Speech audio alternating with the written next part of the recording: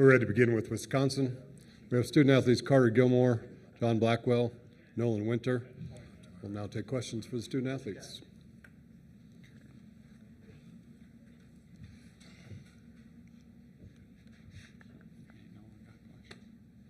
Good.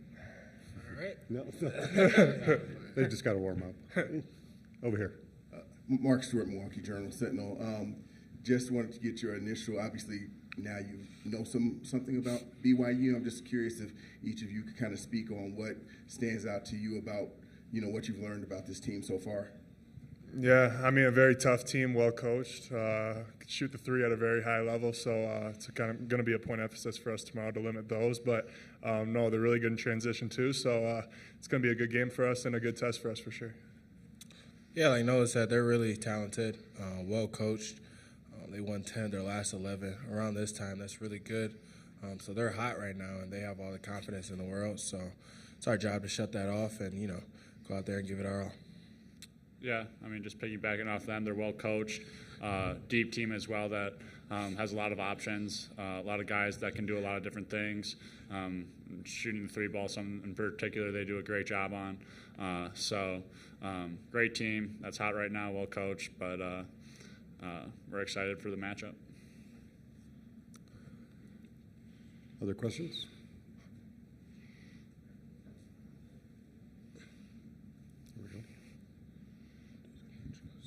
I have a question of John.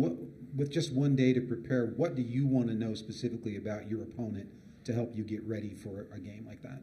Are you talking about just in general? Just in general, like when you just have one day to prepare. So what are the things that you want to lock in on? Probably just their sets and how they guard. I think that's the main thing. Effort and energy, that's all on us. We got to bring that every single game. But as you match up with one day ahead of a team, you just look over their sets, what's made them good, what got them going, what do they do good. And then defensive-wise, how do they play? Do they get after you, or what kind of coverages do they show? So, yeah. Nolan, a lot was made of kind of the altitude thing, the elevation thing, BYU obviously being accustomed to it.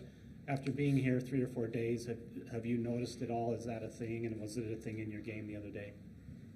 Yeah, maybe a little bit, but I mean, obviously we came from a Big Ten tournament where we played 4 games in 4 days, so we knew we were going to have to recover no matter where we were going. So I think with our strength coach and the whole team as a unit, we did a really good job of just recovering, staying hydrated, doing all the little things. And when the game came around, I mean, we all felt pretty good out there, and maybe it kind of shocked us a little bit at the first with altitude, but I think we adapted to it pretty well. And with practice yesterday too, and practice on Monday or Tuesday, whenever it was we got here, I think we're pretty accustomed to it now.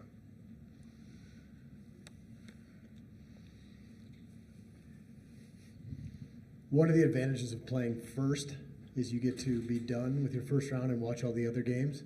Did you guys watch games yesterday? What was that like? Just feeling like, okay, we're already in the second round. Yeah, that was fire. You get to watch, you get to, especially when you win, you get to watch all the rest of the games, see who you potentially could be playing and stuff like that. So, and you get to chill out the rest of the day. So, yeah. Yeah, I mean, I think it was pretty cool. I think let it set in a little more, too, after the Big Ten championship and the quick turnaround coming back here. We spent a lot of time recovering, practicing, just getting ready for the last game. So it was nice to kind of get that win, settle in, and really let March Madness sink in. It's always been a dream of ours to be here, so definitely cool, and then fun to watch the other games as well, and can't wait to go watch some more after this. Anything else? Okay, we'll dismiss the student athletes at this time. Thank you, fellas. Thank you.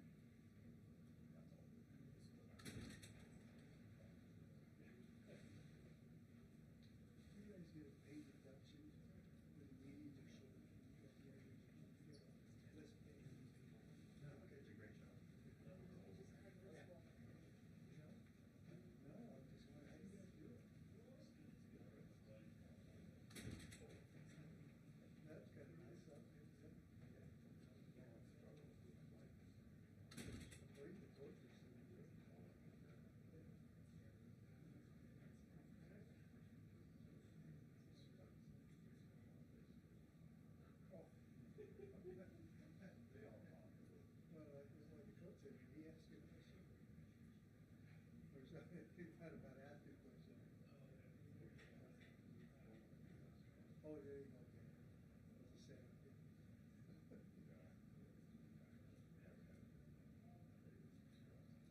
It was a setup. It wasn't Caleb. What's the other guy's name? That's the CSU guy. He does radio. So he's back here. He wasn't here yesterday. Oh, did you? Yeah, okay. I thought he was going to. Yeah, I know he was doing something collegiate. He was doing some. Probably looking out for your job. So.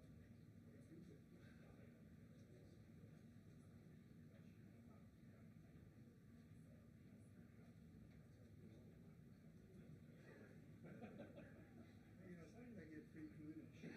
That's right. I'm coming, man. Just take much.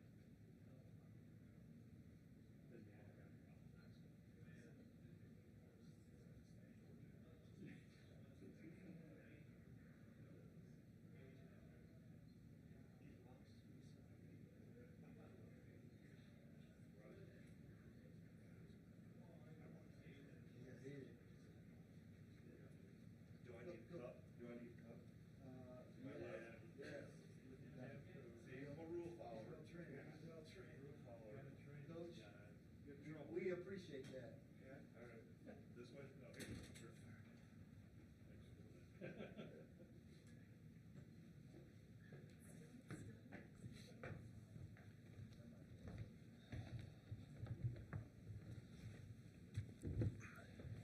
We have Wisconsin coach Greg Gard will now take questions for the coach. Back here. Coach Greg Wrubell, BYU Sports Network. Any viable comparisons among Big Ten teams to BYU from what you've seen? Ourselves, for one. No, they're impressive. I've seen a little bit of them throughout the year. Obviously, sometimes it's later night in the Midwest, a little different time zone. But Illinois, a little bit. Illinois shoots a lot of threes. Yakichonis, their point guard, is very similar to Denham. Just big, really good in the ball screens. I think BYU may have even more shooters than Illinois. There's different traits or pieces as we go throughout our league. The thrust and transition pace they play with is similar to a Michigan State. But like I said, I've just really, obviously for any team that's playing right now is really good. And there's a lot of comparisons of teams that we've played against. We're here. Hey, Mark Kisla, Denver Gazette. My question is, you and Bo before you have built a very strong brand of basketball success for basically a generation now. In this time of upheaval or chaos in college basketball, is the brand more important, less important? Is it more important to know what you stand for and how you go about your business, or is it more important to adapt and change with the times? All the above. I think that's a great question. I could go on for hours about how we've tried to evolve and embrace, and I always say run to it, don't run from it. So we've had to evolve. We've evolved off the court. Obviously, everything is changed with the portal and NIL and everything, and we've also evolved on the court. We've shifted kind of and changed how we played, but at the same time, not forgetting and not de-emphasizing the pillars of success that we've had over the years, and being fundamentally sound, being tough, being good defensively. I think those are the keys for, first of all, trying to win in the Big Ten consistently year in and year out, and then evolving as the game has changed and it's become more of a three-point transition, analytic-driven game. Some of the professional things in pro basketball, whether it's the NBA or in Europe, have trickled down to college, and you're seeing it. You see it with BYU, you see it with us, you see it with other teams in our league, and I think that's, you have to continue to evolve and continue to adapt and continue to grow. But at the same time, we know what works at the University of Wisconsin, and probably more importantly, we know what won't work at Wisconsin. So, and that's on the court, off the court, classroom. All those things are still important. They don't get less emphasized. We just add a few more wagons to the train, so to speak. Yeah, I think understanding who we are, knowing who we are, knowing what makes us successful. Wisconsin's a really good academic school. It's one of the best in the world. So getting your college degree is still important. But I don't hear that talked about. When was the last time you heard APR, or graduation rates? You don't hear it, but we still talk about it because for these guys, there may be a handful that get to play after college and get paid to do so.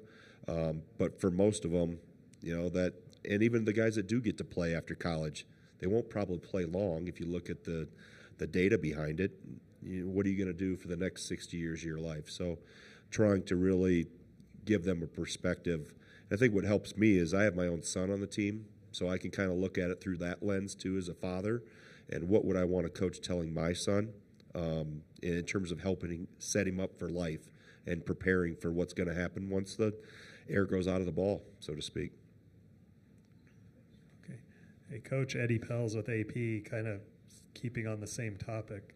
Do you like coaching as much now as you did 5 to 7 years ago? I do, yes. I don't do as much of it because there's a lot of other things that go into that other hats I wear, and obviously around the evolution of NIL and how that's grown and how our staff has really taken a fundraising approach to it and tried to really communicate the importance of it to our donors and our supporters and give them really kind of educate them, so to speak, on it. But yeah, it's definitely has changed. You become more of a CEO than you do a coach. I probably do spend less time on out-of-bounds plays than I used to 10 years ago. But it's like going back to his question, you have to evolve and you have to embrace the change. And I think we've done a really good job of staying, in our own way, staying on the cutting edge. Back here. Coach Mitch Harper, KSL Sports in Salt Lake City. Curious if you've crossed paths much throughout your coaching or basketball career with BYU at all. We played BYU 2011 in Chicago, right, in a tournament. It was after Jimmer, right? It was after Jimmer had graduated or had gone on. I'm trying to think who was coaching BYU. Dave Rose? Okay, yeah. So I was an assistant at that time. So that's the only time. I've never crossed paths with Kevin Young. He had a different track in his career through the NBA and G League, and obviously he's done you can definitely tell he's worked his way to where he is, and he's put a lot of time in unpopular places. He hasn't had the complete in terms of where he's coached and what he's had to do, and so yeah, it's that's the last time we've crossed paths with BYU is 14 years ago.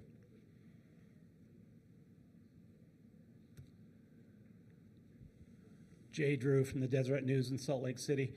Coach, in boxing, they say contrasting styles make great fights. But in basketball, you mentioned BYU and yourselves are pretty similar styles. Mm-hmm. What kind of game are we going to see tomorrow in that respect? Probably be 50-48, one of those. No, I mean, basketball, I mean, the game, it's not overcomplicate the game. I mean, it's still about, trying to get high-quality shots. If you can get the good ones early, great.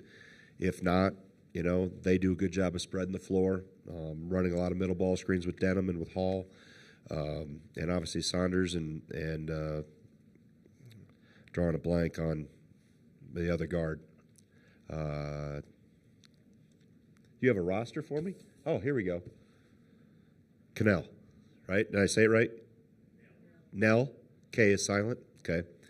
Anyway, he's a good player, no matter what his last name is. So, and then obviously, Kata inside and Traore and the others. So it's, we're going to have to guard them well. They'll have to, hopefully guard us well, or maybe they don't guard us. Hopefully they don't guard us well. But, they change some defenses a little bit, do a little, 3/4 court pressure, and but it's still at the end of the day not overcomplicating the game. I think the game is at times overcoached and undertaught, and for us it's always about keeping it simple, being fundamentally sound on both ends, and that can still be the case even though if you play with a little more tempo and a little faster pace, you can still be fundamentally sound, and we're going to need to be tomorrow. Here. Your offense gets a lot of attention, deservedly so this year, but now you're top 25 in defensive efficiency also. And I've heard you say recently you've gotten your defensive bite back. What does that mean? Well, I think, the bite means are we alert? And I actually have added bark to it as well. Bark and bite, meaning we're loud, we talk, we communicate. So just how physical we are with ball screens, how physical we are with following our rules within the defensive system and concepts that we have. How physical we are in the glass, defensive rebounding, how good we are in transition defensively. So just things that all the things that we always try to do, but when the bite comes back and when the bite's the best, they're at an intensity level and a consistency level that's a notch or two higher. And this time of year, you have to have it. If you want to keep playing, you're going to have to have your bark and your bite. Really, since throughout the whole Big Ten tournament, thought we did pretty well yesterday. We had it, and our guys understand. We've grown a lot defensively in the last 60 days because we were not top 25. We were hovering in the probably 60s and 70s in December and January. Yeah. Luke Evans, Denver Post. Greg, to go big picture again, obviously revenue sharing is probably coming to college sports, and your athletic department has made clear that you're going to invest a lot into it. At the same time, mid-major programs, might see a little bit more restriction with what they're able to do with their budget. Do you sense that revenue sharing in the future might help level the playing field a little bit in collegiate basketball, or kind of, exacerbate and change kind of march with these mid-major, bigger program matchups and upsets? Yeah, I mean that's a great question to a long, complicated equation of how this all comes together, and I've seen it. I coached at the mid-major level at Wisconsin Milwaukee for a couple years, and obviously long before we've come to this day with rev share and NIL and everything that's coming. So I do feel for the lower levels. I think it's going to be harder. It's already been hard. There's been a degree of separation. There is some of the haves and have-nots. My fear is that if this doesn't continue on this path of rev share and trying to have parity across the board, that we're going to continue to the have and have-nots are going to go even more. And you may even see it not even just with quote-unquote high major, mid-major, and low major. You might see it even within leagues, just because it's such a, we're all working out of a different playbook, quite frankly, and it's all has come at us so fast with, I don't know where this all goes. Hopefully the powers that be have a plan in place that beyond rev share of how we're going to continue to walk down the road of where we're going to need to be in 3 to 4 to 5 years. I don't think rev share is the complete and final answer. It's going to have to. We're going to continue walking down the path. That's a piece of it, and that's important. I'm all for players getting compensated, but I think in order to have parity, we're going to have some type of systematic approach across the board because we don't have that right now. Back there, same side.